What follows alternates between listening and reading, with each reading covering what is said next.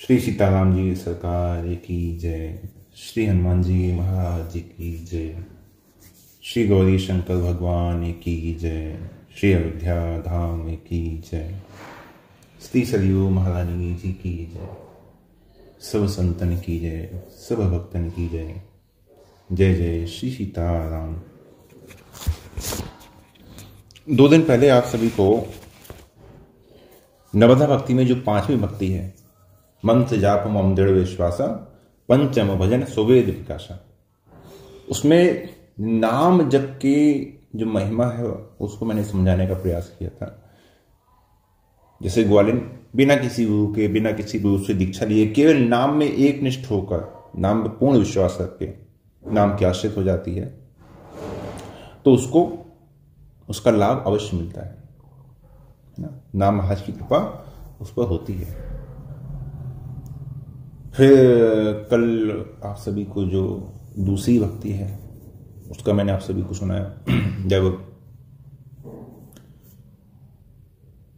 श्री बांके बिहारी मंदिर में मंगला आरती की बंदी कर दी गई और मंगला आरती अब प्रातः काल के पहले पहर के बाद क्यों होती है।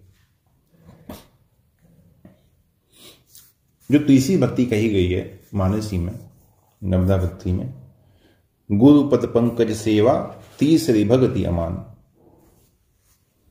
तीसरी भक्ति गुरु की चरणों की निस्वार्थ होकर सेवा।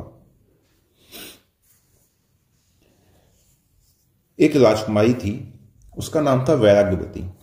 वैराग्यवती नाम नहीं था उसका, वैराग्यवती नाम उसे इसलिए दिया गया क्योंकि 5 वर्ष की आयु में ही जो भोग विलास है उससे उसको वैराग्य हो गया। माता उसे विशेष पदार्थ देने के लिए कोशिश करती कि बेटा ये खा ले, लेकिन फेंक देती। हाँ, कोई सूखी रोटी दे दे या भुने हुए चने दे दे तो बड़े प्रेम से पाती थी। ऐसा उसका अपने दिनचर्या स्वभाव था। राजकुमारी थी तो माता कहती भाई राजकुमारी हो, रेशमी वस्त्रों में रहा करो, रेशमी वस्त्र पहना करो। लेकिन नहीं, जो पुराने वस्त्र होते थे, घर में जो फटे हुए वस्त्र होते थे, नौकरों के वस्त्र होते थे, वो उसे पसंद आते थे, वो लपेट देती थी। माता ने बहुत प्रयास किया कि वस्त्र आभूषण पहने, राजकुमारी है, लेकिन संसार की चमक दमक उसको ज्यादा अच्छी नहीं लगती थी। धीरे धीरे वैराग्यवती 12 वर्ष की हो गई। एक दिन अपनी माता के साथ पुष्प वाटिका में गई तो वहां उसने देखा कि एक फूल नीचे पड़ा हुआ है, एक फूल डाली में लगा हुआ है लेकिन वो सूख गया है, और तीसरा जो फूल है वो अभी खिलना शुरू हुआ है, अभी खिल रहा है। तो उसने अपनी माता से कहा, आज खिले कल झुक चले, परसों मिलेगी धूल, देख दशायु फूल की, फिर क्यों फूलत फूल। माता ने कहा बेटी देखो, इसी का नाम परिवर्तन है। संसार के जितने प्राणी हैं, सब पदार्थ हैं, इसी तरह बन जाते हैं, इसी तरह बिगड़ जाते हैं। तेरे पिता, तेरे दादा भी इसी मिट्टी में मिल गए, देखते हुए एक ना एक दिन मैं भी इसी मिट्टी में चली जाऊंगी, और फिर किसी ना किसी दिन तेरी भी यही स्थिति होगी। फिर कहीं अपने अपने कर्मों के अनुसार हम फिर कहीं जाके जन्म लेंगे, और यही जन्म मरण के चक्कर में यहीं पड़े रहेंगे। तो वैराग्यवती ने सुना तो थोड़ा सा चिंतन बना, है ना। अपनी माता के साथ राम जी के मंदिर में आई और संध्या के समय कीर्तन हो रहा था, एकांत में बैठी हुई थी। तो एकांत में बैठे बैठे ही कुछ बोल रही थी। क्या? हम देखत सब जग गयो, जग देखत हम जाहि, ऐसो सतगुरु ना मिलो, पकड़ छुड़ावे माही। सोच रही थी कि मुझे भी कोई ऐसा सतगुरु, कोई ऐसा संत मिल जाए जो इस जन्म मरण के चक्कर से मुझे, मेरी बाह पकड़ के मुझे इस जन्म मरण के चक्कर से मुक्त कर दें। तो मंदिर में वहीं पे एक चोर भी बैठा हुआ था। चोर राजकुमारी के शब्दों को बड़े ध्यान से सुन रहा था।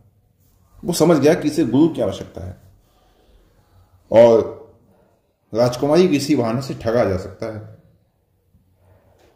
दूसरे दिन उसने योजना बनाई और छुपता छुपाता साधु वेश में राजकुमारी के द्वार पे पहुंच गया।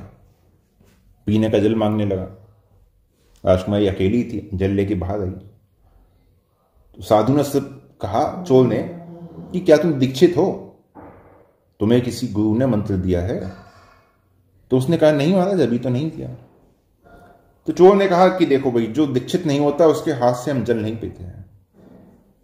राजकुमारी बात सुनी तो बड़ी प्रभावित हुई। उसने कहा महाराज, आप ही मुझे गुरु मंत्र दे के कृपा कीजिए। तो बोला देखो, हम त्यागियों को दीक्षा देते हैं, जो राजभवनों में रहते हैं उन्हें नहीं देते हैं। कई वर्षों तक जंगल में साधु संतों की सेवा करनी पड़ती है, तब जाके गुरु मंत्र प्राप्त होता है। हाँ, अगर तेरी इच्छा है तो ये जो तेरी महल की अट्टालिकाएं हैं, तेरा सुख संपत्ति है, वैभव है ना, इन सबको छोड़ दे, तभी तुझे वास्तव में जो वास्तविक शांति है, मोक्ष है, वो प्राप्त होगा। चल वन में। राजकुमारी बड़ी प्रसन्न हुई, कहने लगी महाराज, अच्छा साथ में क्या क्या ले जाना होगा? तो चोर ने कहा कि ऐसा कर, जितने तेरे आभूषण तू पहनी हुई है, जितने तेरे आभूषण सब तेरे पास हैं, उन सब आभूषणों को एक पिटारी में रख ले और चल मेरे साथ। तो संसार के आवागमन से मुक्ति की उसकी इच्छा थी, पहले से ही उतावली थी। तो उसने एक पिटारी में सारे आभूषण लिए और उसी क्षण पीछे पीछे चल दी। बहुत दूर चलने पर जब वन बहुत घना हो गया तो वो चोर उसको लेके एक बट के वृक्ष के नीचे बैठ गया, ठहर गया। उसने कहा कि चलो मैं तुम्हें गुरु मंत्र की दीक्षा देता हूं। ठीक महाराज। तो उसने अपने झोले से एक रस्सी निकाली और रस्सी से राजकुमारी के दोनों हाथ कुछ मंत्र बुदबुदाते हुए, जो कुछ भी इसको याद था, उसने पढ़ते हुए बांधने शुरू कर दिया। देख बेटी, तू घबराना मत, और ये तेरा दीक्षा संस्कार हो रहा है, ये ऐसे ही होता है। अभी हम तुझे मंत्रों से बांधेंगे और फिर तुझे मंत्रों से ही खोल देंगे। वो गुरु भक्त थी, गुरु में बहुत निष्ठा थी उसकी, कुछ नहीं बोली, चुपचाप बंध गई। यहां तक कि उस चोर ने उसे उस बट वृक्ष से बांध दिया, गहनों की पिटाई उठाई और वहां से चल दिया। तो राजकुमारी ने कहा कि गुरुदेव आप कहां जा रहे हैं? तो उसने कहा कि देख, तेरी आयु का एक पहर बीत गया है, जब दूसरा पहर बीत जाएगा तब इस बंधन से मुक्त करूंगा। अब वो बात तो समझी नहीं। वो कह गया कि तेरी आयु का एक पहर बीत गया है, तू 25 साल की हो गई है, जब दूसरा पहर बीत जाएगा 50 वर्ष की हो जाएगी तब तुझे खोलूंगा। वो बात नहीं समझी। रात बीत गई लेकिन वो नहीं आया। जिधर सुबह जब राजकुमारी की जब दासियां सेवा के लिए पहुंची तो देखा कि राजकुमारी है ही नहीं महल में। कोहराम मच गया। राजा के पास समाचार भेजा गया। चारों ओर जो राजा के गुप्तचर थे, घुड़सवार थे, सब दौड़ाए गए। राजा भी ने भी कुछ सैनिकों को लिया और ढूंढता ढूंढता जंगल में उसी वृक्ष के पास आ गया। राजकुमारी की दशा देखी, बड़ा दुखी हुआ। बेटी तुम यहां किस तरह आई, तुम्हें कौन लेके आया? पुत्री ने कहा पिताजी आप चिंता मत करें, और मेरे गुरुदेव मुझे बांध गए हैं और वही छुड़ाने के लिए आएंगे। आप मेरे बंधन खोलने की देखिए चेष्टा नहीं कीजिए। क्यों? गुरु के वचन प्रतीत न जेहि, प्रतीत विश्वास, सपने हु सुगम न सुख सुदिते ही। तो गुरु जब बनाया है तो उसके वचनों पर विश्वास होना चाहिए, चाहे वो कोई कुछ भी करे, कुछ भी कहे। तो राजकुमारी ने कहा कि आप मेरी चिंता मत करें, मैं तो गुरु की आज्ञा का पालन कर रही हूं।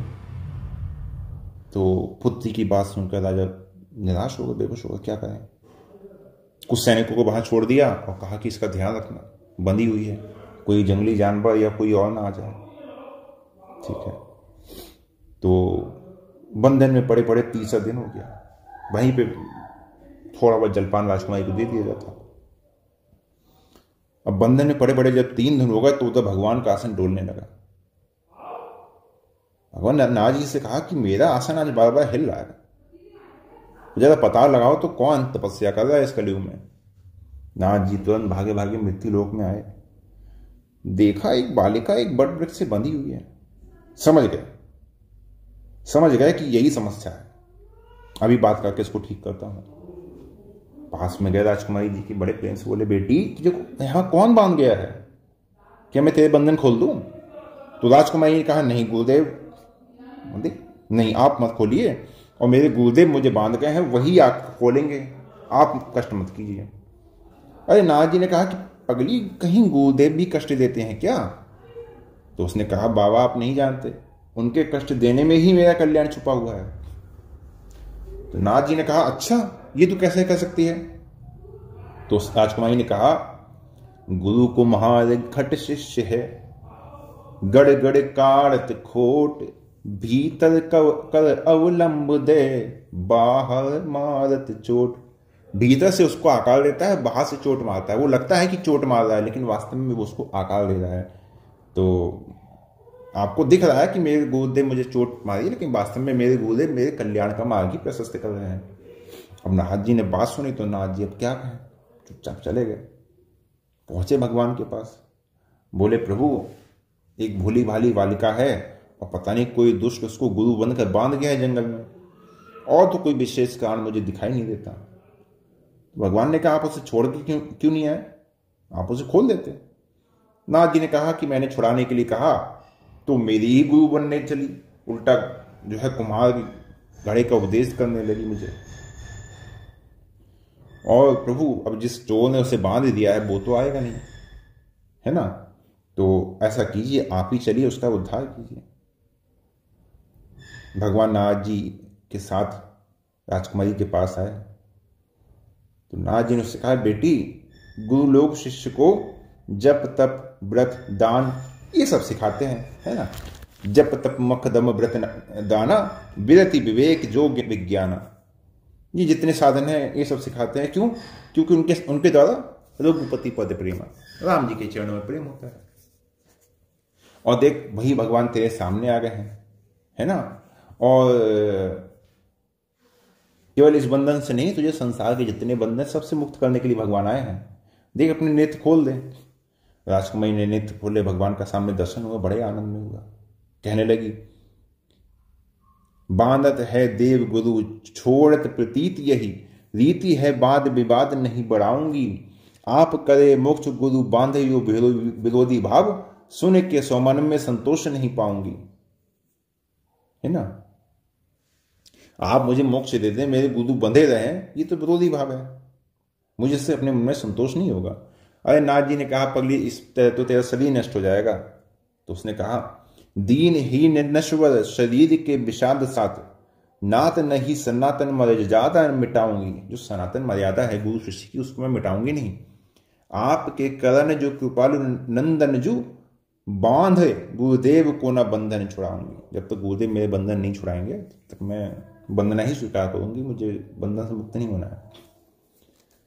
नाथ जी ने कहा प्रभु ये तो समस्या विकट हो गई। भगवान ने कहा समस्या देखो नाथ तो विकट है, लेकिन ऐसा करो अब इसके गुरु को खोजो।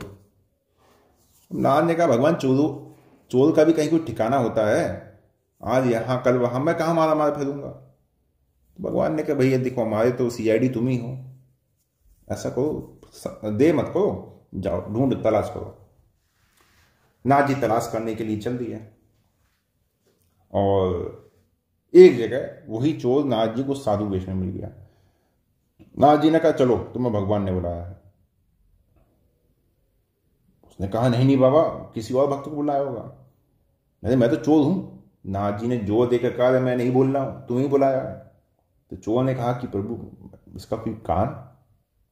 नाथ जी कहने लगे तुम्हारी जो शिष्य है राजपुत्री उसको भगवान दर्शन दे रहे थे, मुझे दर्शन देते हैं तो अब तुम्हें भी दर्शन देना चाहते हैं, लेकिन है न सहारन योग सुहा, जेही ने जग में सब भोग तजे हैं, दर्श दिखावत मोही रहे, गुण गावत धावत अंग थके हैं।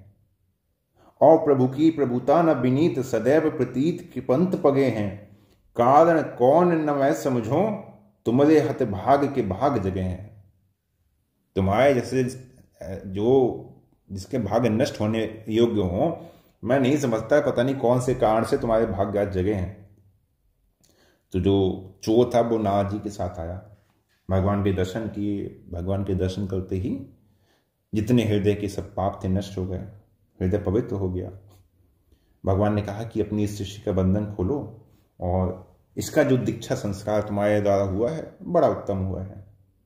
राजकुमारी बंधन मुक्त होती है, देखती है कि एक और भगवान दर्शन दे रहे हैं, एक और गुरुदेव आ गए। तो कहने लगी गुरु गोविंद दो खड़े का के लागू पाए, बलिहारी गुरुदेव की गोविंद दियो मिलाए। तो फिर राजकुमारी ने सबसे पहले अपने गुरु के चरणों को स्पर्श किया। भगवान ने जब देखा तो भगवान खड़े खड़े मंद मंद मुस्कुरा रहे हैं और नारद जी वीणा लेके गा रहे हैं, गुरु पद पंकज सेवा तीसरी भक्ति अमान। तो गुरु के चरणों की सेवा ये तीसरी भक्ति मानसी में राम जी ने माता शबरी से कही है। और आज के लिए यहीं विश्राम देते हैं। जय जय श्री सीताराम।